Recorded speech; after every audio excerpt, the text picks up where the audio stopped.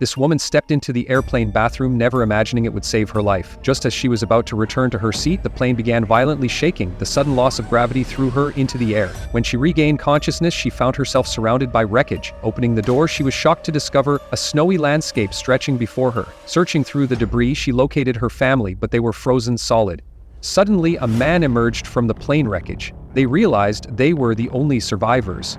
Gathering what supplies they could, the pair set off to find help. They soon reached the edge of a snow-covered mountain, their only escape route. They had no choice but to climb down the cliff face. For the woman who had feared heights since childhood, this seemed impossible. She lost her footing and nearly fell, but the man caught her just in time. They reached the middle of the mountain, where the woman felt dizzy looking down at the drop below. They needed to move sideways along narrow ledges. After a few steps, the woman found herself blocked by a large boulder, too terrified to continue.